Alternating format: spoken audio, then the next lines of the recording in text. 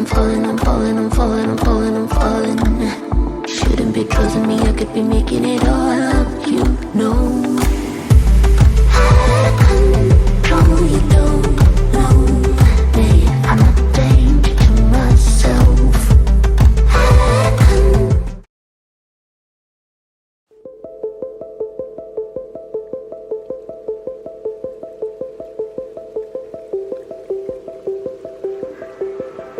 Good morning, good afternoon, good evening, whatever time it is that you are tuning in. This is Unapologetically Me, featuring me. No special guest, just me.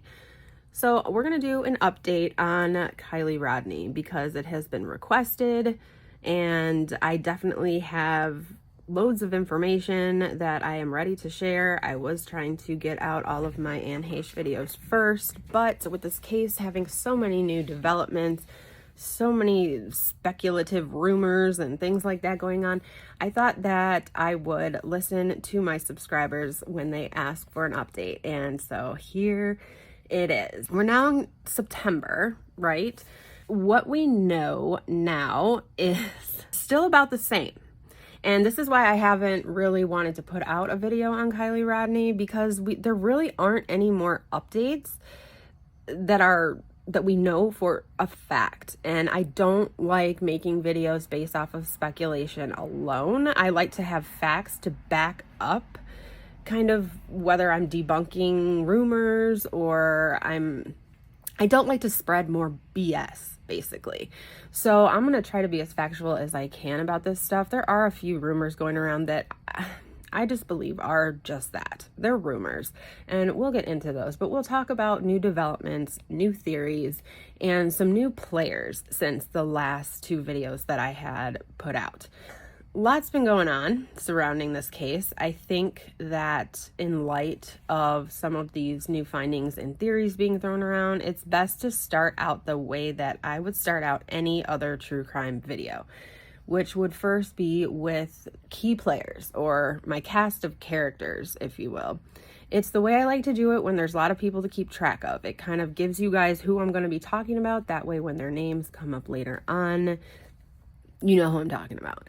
So our main cast of characters in this case are Samantha Smith, Sammy, the frenemy, main suspect in many people's opinions, Jagger Westfall, who's Kiely's ex-boyfriend, who I believe, as many others believe as well, that he's still very much in love with Kiely.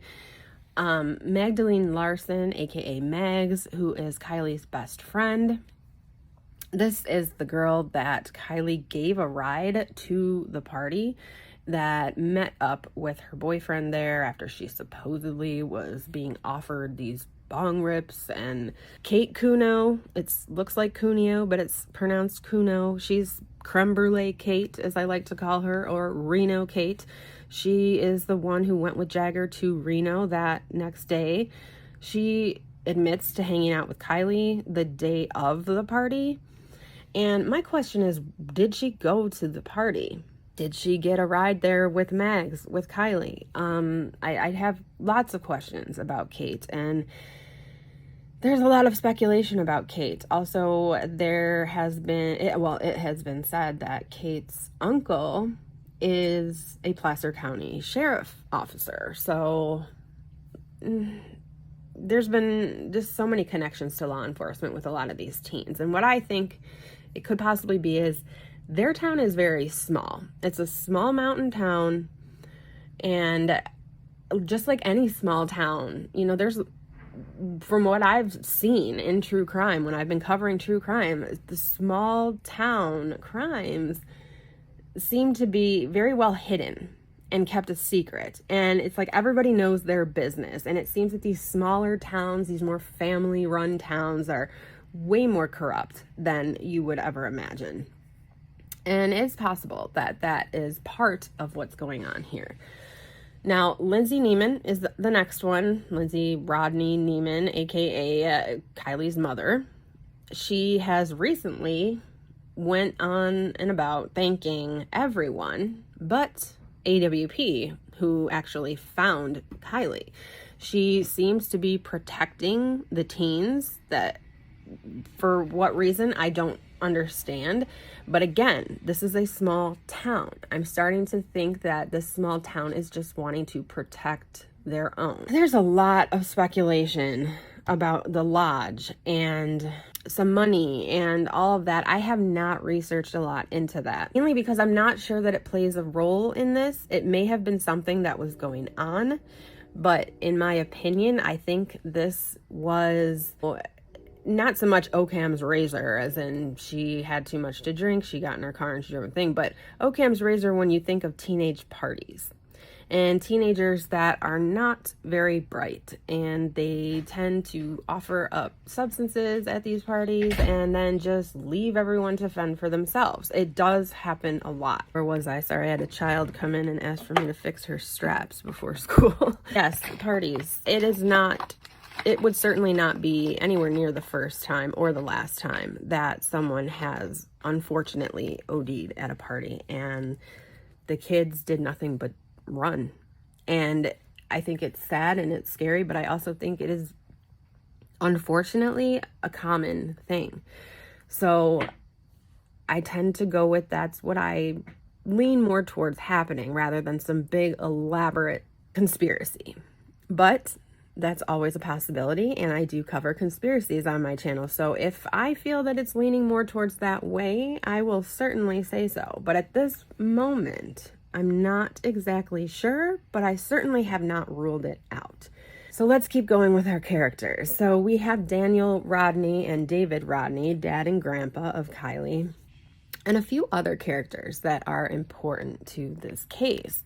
We have Elsa Pekarek, who saw Kiely basically drunk AF and helped her out of a hole at about 12:31 a.m. We have Steve, aka Doc, or Stepnet 306, who was at the party according to Jagger, and he talked to Kiely. Now, he told Jagger this, and in my opinion, I believe Steve had a crush on Kiely. He was friends with Kiely and Jagger. It looks like from the Instagram that the last time they were really, really close, though, was probably about a year prior to this. So I don't know if there was a falling out for some reason. But obviously, if he talked to Kiely at this party, he was still friends with Kiely. I just don't know if he was friends with Jagger. And what that would suggest to me, which is purely speculation, is that Jagger knew that Steve had some, love for Kiely, and it was a little jealousy issue going on there. And this is why I feel like it's very weird that we have not seen or heard from Steve this entire time. Oh, we'll move on from that. Now, Nick, the roadside assistance guy, and, everyone's calling him this tow truck driver, right? The tow truck guy, the tow truck driver, tow truck. Look, the guy did not drive a tow truck. He was not a tow truck driver. Why is this important? Well, because people are calling him a tow truck driver. A lot of people are starting to speculate that he possibly has something to do with this, and that with his tow truck has put Kiely Rodni's vehicle into the water. Great speculation, great idea, but the guy doesn't drive a tow truck. He is not a tow truck driver. He's a roadside assistance worker, and he actually came up on the car while driving a maintenance van or a service van. He is not able to load a car onto a tow truck. He doesn't drive one. You know what I'm saying? No one can just get up in a tow truck and figure out how to use everything and actually tow a car and then to go down a steep embankment and release the vehicle. This would have to be an actual tow truck driver. Now, Nick, who talked to AWP, he's not a tow truck driver. He wouldn't have been able to do any of that. So I wanted to clear that up. Okay, so he's roadside assistance. He's not AAA. He's not a tow truck driver. That being said, he could not have participated in any of this where a tow truck would be concerned. Kiely's car. Okay, so he went to Kiely's car for this battery check on Saturday morning. He says he's not quite sure. The girlfriend confirms it was Saturday the 6th at around 11 a.m. or noon. What I find really strange about this is that he was quite concerned with the way that this male and female were behaving, so much so that he called his girlfriend and said how weird it was, yet he didn't call law enforcement. AWP Doug, who was talking to Nick during this, he said, we've seen some weird calls. A lot of times it's a strange call, but it doesn't necessarily mean anything sinister is going on. And from what Nick had seen, it didn't seem like anything illegal was going on. It was just weird. Well, I don't know. And at the time, he didn't know what was going on. I mean, you see two random teens acting weird. Maybe they were hungover. Maybe, and you're thinking, okay, well, they maybe were up partying last night and they're hungover and they just need to get home. And so that's why they're acting weird. So is it strange? Yeah, in hindsight, knowing that this is a missing girl's vehicle. But to throw all of that out, knowing that he did not even know what was going on at the time, it doesn't seem that weird. It just seems like teens being, shifty. So that's just my opinion. Now, the fact that he described a key player to a T is odd, and then it was confirmed, right, by Jared on another channel, that they could say that this male was the person that we're all thinking. Yes, it is, but still, no names, nothing from law enforcement. Law enforcement is not naming any names, so we really can't be going around naming names unless we're saying it is speculation, okay? The female believed to be with him, I personally, allegedly believe that it was Kate. I don't believe that it was Kiely. I believe it was Jagger and Kate. It looks like a duck and it walks like a duck and it quacks like a duck. No, it could be anyone. It could have been Sammy and Kate. It could have been Sammy and Mags. It could have been Steve. I mean, where's Steve? Like, it could be so many people. And I hate throwing out names, but what's the point? Their names are all out there anyway. So we also have the 4 Nates. So I thought there was only one Nate, and then I kept getting confused who he was. But there are actually 4 Nates. There is Sammy's friend, Nate. There is Jagger's friend, Nate. There is Kylie's ex of about 2 months, Nate. And then there is the Nate that was arrested shortly after this for ODs, like giving, I don't know, this out and causing ODs. So search teams and law enforcement teams. We have AWP, who's the ones that found her vehicle with her body inside. SF Investigates, aka Steve Fisher, who's the PI, and I believe he's working for the dad and grandpa. We have California Highway Patrol. We have Placer County Sheriff's Department, who pulled the car from the water after not finding it for 2 weeks, right where her last phone ping was. And we have Nevada County Sheriff's Department, who took over the investigation after Kiely was found. A lot of people are saying this is weird about the same thing. I was like, why is Nevada County taking this over? Is it because Placer County has connections and it's, when you're like too close to a case? It seems that they took over because Placer County was handling the missing persons aspect of it. So once Kiely was found, it went to the jurisdiction Nevada County, because that's Prosser Reservoir is in Nevada County. So they took over their own community's child, as Lindsay would call her. But as soon as she was found, the investigation was taken over by the actual county, which is how it would work. After finding that out, that's not suspicious to me anymore. That does not mean I don't think Placer County did some major bullshit. We also have some YouTubers. We have All American Dream Chasers, Tony Dodge. He has been found by Ryan Upchurch, along with the next few people I'm going to talk about, to be quite shady in all of this. He has connections to Truckee. We also have the YouTuber Ickmel, who had Ronnie Jones and the girl that the X's on each end of her name, Anime. It's crazy that these two people were right away able to get these people on their channels. Now, let's talk about who these people are. All American Dream Chaser Tony Dodge had Sammy on for her interview. Now, this is the interview that she's in the car and she's saying all sorts of BS, in my opinion. She's covering her ass. That's all she does in that whole interview, is cover her own ass. Ickmel had Ronnie Jones on, and Ronnie Jones claimed that he had cousins that were at that party that saw Kiely stumbling drunk and drinking and using substances, and yet he talked a lot in the first person when he was describing this, and then would correct himself by saying they. So it appears that he may have been there. And what would he be doing there? He's a 24-year-old man. Was he the older guy? Was he one of the older guys? What was he doing there? Was he selling something to people? Was he a part of anything? I don't know. This is all speculation. Mel had this dude on his channel, as well as this anime.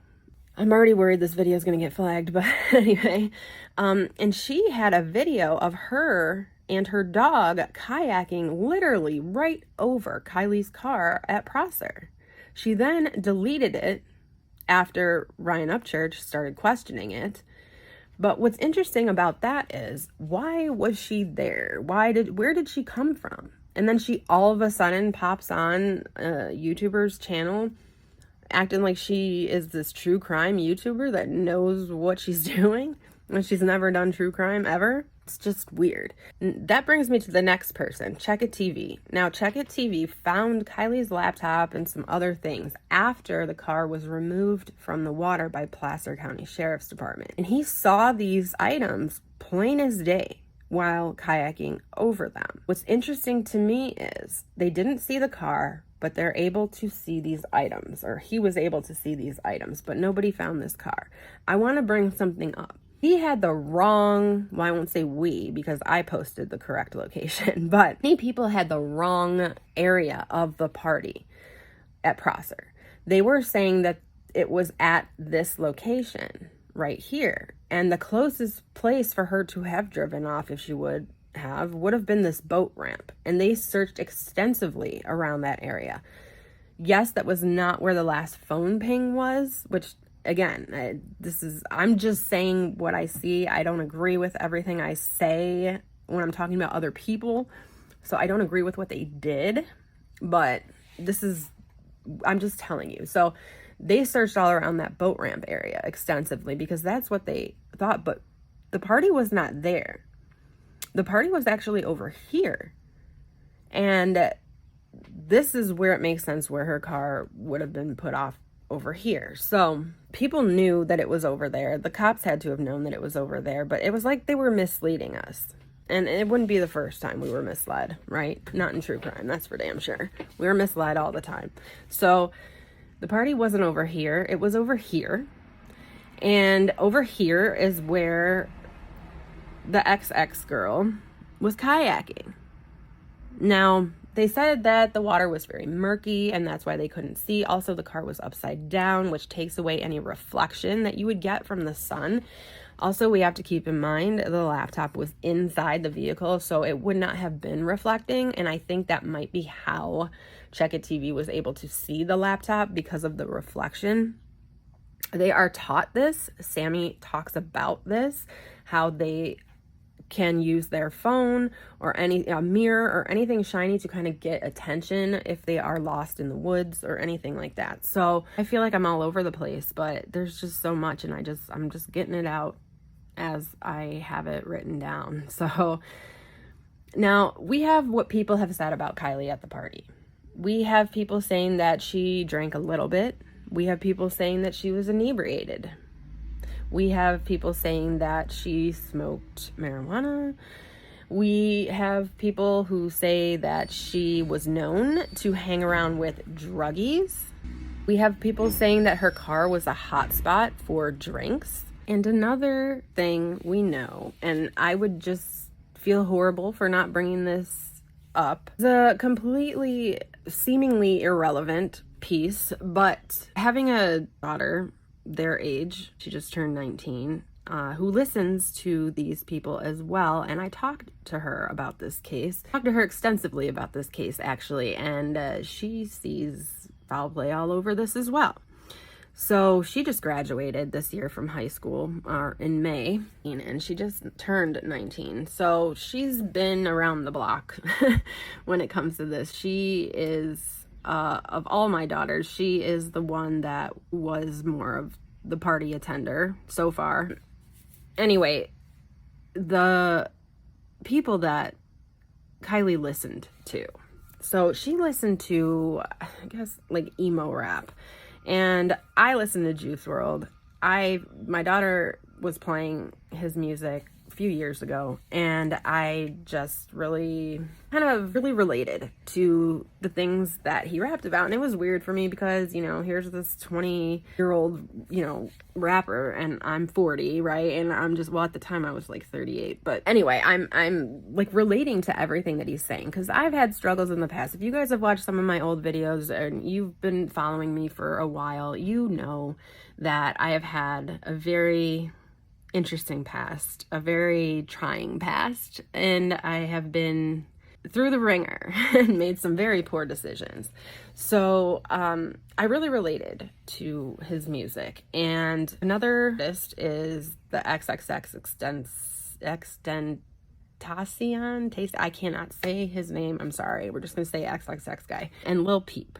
Now, all three of these have, their music is extremely like deep and about depression and substance use, addiction. It's very deep, it's very dark, but it has really resonated with a lot of teens. And unfortunately, the group of teens that listens to this even identify themselves as to be very depressed. I have seen a lot of Jagger's posts and on Instagram, Snap, all of it. And when he speaks about Kiely, she had a 17 tattooed on her ribs, and that would be an XXX thing.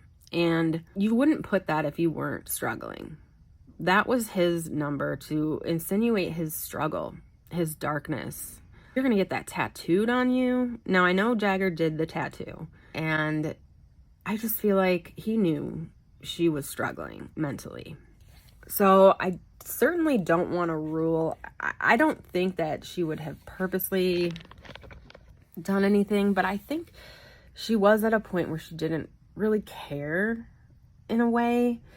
Sammy said that she went to that party to get effed up. Now, we can't believe anything Sammy says, but if we're going off of what we know about Kiely, I do think she was struggling mentally. I think that she was very isolated, living at the lodge where she couldn't even attend school with the other kids. Like, you have to remember, she did not go to school with these other kids. She went to Forest Charter. She did not go to Tahoe Truckee High School, or Truckee Tahoe, or whatever the hell it's called. And so she wasn't very close with these kids. And with, the big illness that went around and we were all kind of quarantined for the longest, she had no one. She had the internet, and she had Jagger. And then Jagger moves away. She starts becoming friends with other people, such as Sammy. Sammy even says only over the last few months have they become close. Seems like that's about the time Jagger moved. Totally not because he wanted to, but family moved. So she started hanging out with these people. She started drinking, smoking. I think that made her feel better. Unfortunately, that's what happens when you have depression and when you are struggling mentally. Anything that makes you feel a little bit better, you're gonna do it. She was stuck around adults. She was helping to run this lodge. A lot of these videos of her like performing for adults, it's like you don't hear any kids around. This video in particular really struck me when I watched it, because you guys know I have daughters, and I have daughters that perform. They're in dance, they've been in cheer, volleyball, they've been in lots of things, and I have not ever seen one of them perform looking like this. I'm not feeling man.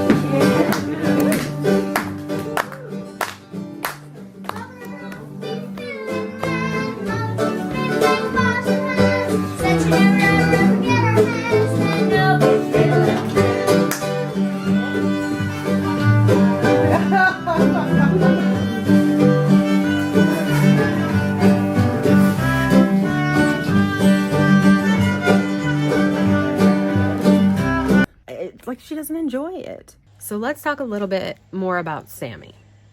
Okay? Sammy is an 18-year-old girl who was feeding a 16-year-old girl alcohol to the point of intoxication. This, in my opinion, leaves Sammy responsible, in a way, for Kiely Rodni's demise. 12:25 a.m., Sammy left Kiely completely alone at this party, inebriated. According to another girl who was at the party, Elsa, said that at 1 a.m. she saw Kiely Rodni stumbling around completely effed up and unable to walk or talk. She fell in a hole, and Elsa supposedly helped her out of this hole, yet left her alone. Sammy trips up in her American Dream Chasers interview. She says passenger seat. Now, I talk about this in one of my other videos of Kiely Rodni, but she says passenger seat, and it stuck out to me. But another thing that I just noticed when I watched it again is she says drive or being driven home. I feel like she drove home. I feel like she drove something. I don't know, but again, I find fault with everything that came out of that girl's mouth during that interview. It was like she was just trying to cover her own butt. Sammy says she knows all about drunk drivers and not to ride with them. She says Kiely was smart and wouldn't have driven home, but she never made sure of it. And one more thing. This is a rumor I wanted to address. It's been going around that Sammy was hiding bruises with this white paint. And I guess someone analyzed these photos and changed the saturation and found bruises hidden under the paint. I'm just going to show you these photos. These were all taken at the exact time frame, that first couple of days. There are photos with paint on her. There are photos without paint on her. Now, just to reiterate, I'm suspicious of Sammy just like everybody else. But I'm not going to spread false stories. If anything, I'm going to debunk rumors. It's just how I roll. Now, do you see any bruises in these photos? I mean, I could sit here and blow them up for you and point things out and create more speculation, but I'm not going to do that because these, at the end of the day, these are still people's lives. Am I suspicious of Sammy? Abso-freaking-lutely. Do I see any bruises in these photos? No. Does Sammy need bruises on her legs to be guilty of intentionally giving a minor alcohol to the point where she could have possibly driven herself to her own watery demise? I mean, do we need to enhance photos of Sammy's legs to prove that she's a horrible friend and a horrible person, in my opinion? Sammy's own words show she's a horrible friend and a horrible person. I don't need photos of her having bruises to show me that. Do you want to know who does have bruises? This person. This person has bruises. Now, that's a whole nother story that we could get into. Again, until we know more, I really don't want to go there, but I did want to show you this. I'd really like to know how Placer County Sheriff's Department flips this vehicle over in the water and drags it out, loses evidence, important evidence, in my opinion. It's a freaking laptop. Now, this makes me think that they have her phone. Because if they didn't have her phone, that laptop would have been gold. I mean, that, for one, it's a MacBook, and we know she has an iPhone. MacBook and iPhone share a cloud, and they also share messages, iMessages. Anything that was on her phone very well could have been, and most likely was, linked to her MacBook. Any Apple product can link, and a lot of times it links automatically unless you purposely stop it from doing it. So that laptop would have been everything if they didn't have her phone. So in my opinion, obviously they either have her phone or they don't want to have any more information. I don't think that was a careless mistake. I think they just didn't want it. Because when Check It TV went and said that he found these items, he called the sheriff's department. They didn't come to pick any of it up. They didn't care. They knew the laptop had been found and they didn't care to go get it. That's kind of telling. And I don't think it's them being careless. I think it's purposely they don't want it or they don't need it. Now, that's just my opinion. So, now we need to wait for vehicle diagnostics. We need to wait for the autopsy and toxicology report. I was concerned that we may not have those publicly given because she's a minor.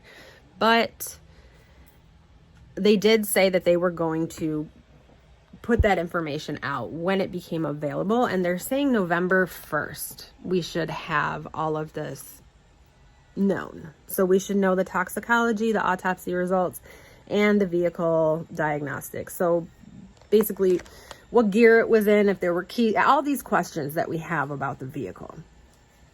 A lot of people want to know whether or not she was clothed. Some people have said that it looks like she was not clothed, but we don't know that. The keys in the ignition.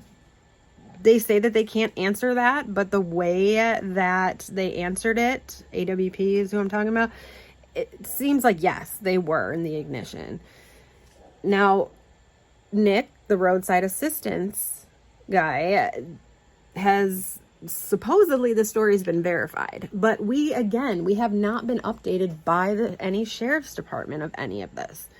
Certain developments are just not going to be shared this prematurely, and that's why I'm saying I can't go all conspiracy theory on this case yet, because it's not like they've sat here and said we're done, it's an accident, case closed.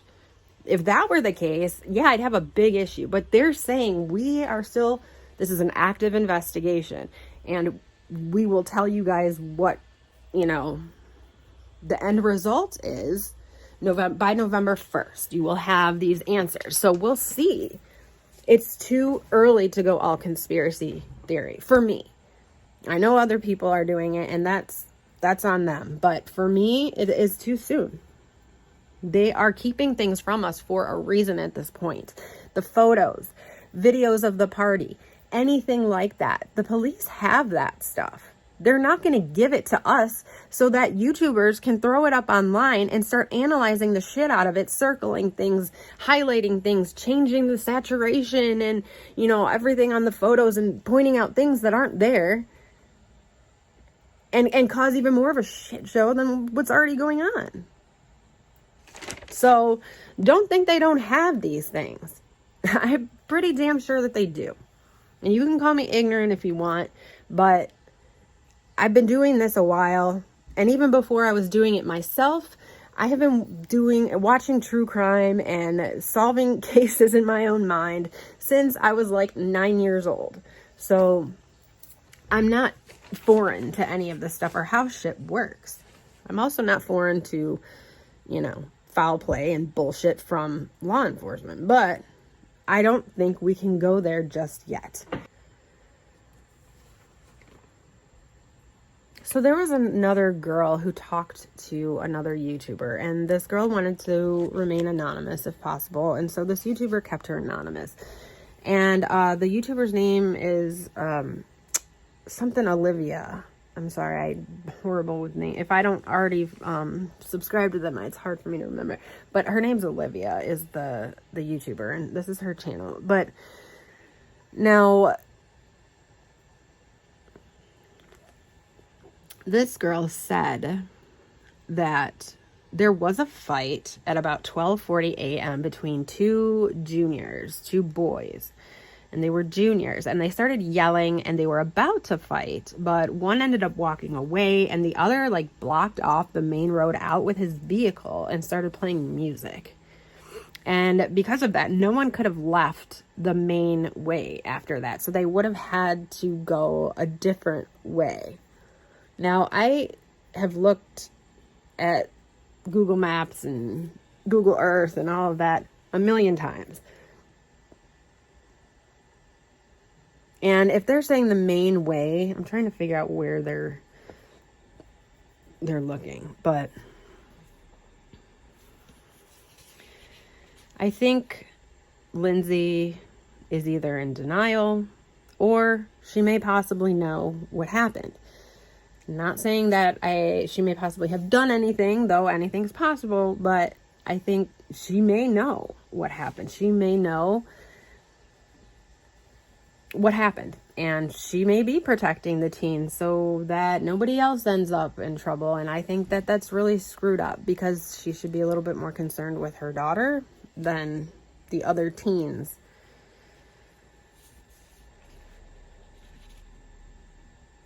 So we can look at Jagger's posts, and if we read between the lines, which we might as well, because everything's speculation at this point, it seems he knows that she was depressed. It seems she knows that, or he knows that she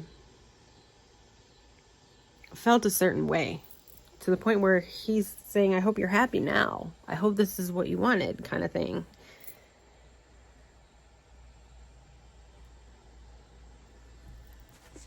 I'm jumping around all over here.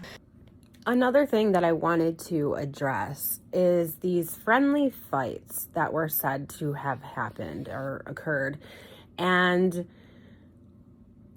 going on TikTok and going on some of these things, if you're able to like piece together some of what a lot of these kids were posting, you can see that they were actually paying to watch these fights, and they bet on people, just like a street fight. Money was involved in these fights. And the flyer for the senior send-off party at Prosser at the sanctuary had a fight on the cover. It looked like it was probably a prior fight. So I also talked a little bit about the Be Real app in my last video, but I'm just gonna bring it up again. This is an app that supposedly sends a notification once a day to post. So my daughter mentioned something like, oh, be in my Be Real or whatever. And I'm like, oh my God, that's what they were talking about. So I'm like, what is it? So I guess it sends you a notification, and it takes like a front picture and a back picture. So it like takes a picture basically of what you're doing, and then it takes a picture of you. And it only happens once a day or something like that. So Sammy said that a lot of the party goers waited to get to the party to post their Be Reals. Another thing about these Be Reals is a lot like Snapchat, where it disappears after a certain amount of time. So they're not saved, but like they can share them with each other and things like that. And you can't see the other person's until you post yours, like the other people's. I don't know. It's confusing to me. It's these chatting things that these kids have these days. But so what I'm wondering, and I think a lot of people are wondering, the teen to teen meeting that Sammy was hosting after all of this, was that just like a big, huge get together kind of where they're sharing all of their videos and photos that they took that night? And it was like this big, basically like video and photo dump of the night in question, so that Sammy could see what everybody had and kind of everybody could get their stories straight, because that's something that we thought for a long time, that this teen to teen thing was a little shicey from the beginning. Like, there was a reason for that. Like, why are you trying to get all these kids that went together? You know what I'm saying? Like, to filter the information through you. She hosted the party. She is the one who set that party up. She was the one responsible for, all of all of that. So I don't know, you guys. Plus, also, Sammy said that she was the last one to see Kiely. I've always said, how does she know that? And since the last videos, I did talk about Elsa in my last video, but very, very briefly because it had only just come out. But if Elsa saw her at 1, Elsa was the last one to see Kiely. And at least the last person that has come forward, because Sammy left at 12:25. Elsa saw Kiely at between 12:30 and 1 o'clock, falling in a hole. So, and they offered to give her a ride home, and they said that Kiely told them no. And this is Elsa and the friend that she was with, not her boyfriend, but it was a guy friend. So, I just don't know, you guys. But another thing, I was watching Plunder, and she's amazing. I put her on one of my favorite true crime YouTube channels. She said that she got kind of like a feeling, she's not a psychic or anything, but she said like she feels sometimes God talks to her, and she heard the 2 words senior prank. And no one's talked about this or anything, but she brought this up, and it is definitely a theory to consider. You know, were they trying to prank her and it went wrong? So we have the friendly fights. We have the possible OD, and that's kind of what I'm thinking. I'm thinking that either someone purposefully gave her something and, you know, it accidentally was too much, or she took something that ended up being too much. So I don't know so much about the F word, DRUG, only because if that were in any, like, more people would have had some issue, unless it was just too much. You know what, you guys, I sit here and speculate all day, and this is why I haven't put a video out on this in a while, because there's just nothing to do but speculate. And I really hate doing an entire video on speculation alone. I like to have at least something solid to share, you know, that makes sense. But I guess I'm going to wrap this up now. I also wanted to say I have heard that, you know, Lindsay Neiman has been blocking family members and anyone who doesn't kind of believe that this was an accident. Anyone who questions this at all, it's been said that she's been blocking. Now, that's just allegedly. I don't know for a fact, of course. I don't know anything for a fact in this case. I'm just wondering, like, how can you not want justice for your child? You know, is it just that it's too difficult for her? Is it just that she is worried about taking care of these other teens in her community? You know, like I said way earlier in the video, it's a very small town, and they're very, you know, I don't know, you guys. It's just really, really difficult to pinpoint Lindsay's behavior, you know, and I can't pretend to know how I would be if this were me. And I hope I never have to go through this. I have lost a child, but I lost a baby. It would be entirely different for me to lose one of my teens. And especially at a party like this, I would blame myself no matter what. That I know. I would blame myself no matter what. And I would be screaming, I'm sorry, to my child no matter what. Because I would feel like, as your mother, I didn't protect you. You know? And so I can understand her saying she's sorry. I can understand her feeling responsible and guilty. But I think as being, you know, being a mother, as being the biggest advocate for my children, I would like to think that I would do exactly what I'm saying I would do right now. Like, I would fight for justice. If there was even a sliver of a chance that this was foul play, I would want to explore that. So, and this kind of brings me back to what I said about her before. It's possible that she already knows something.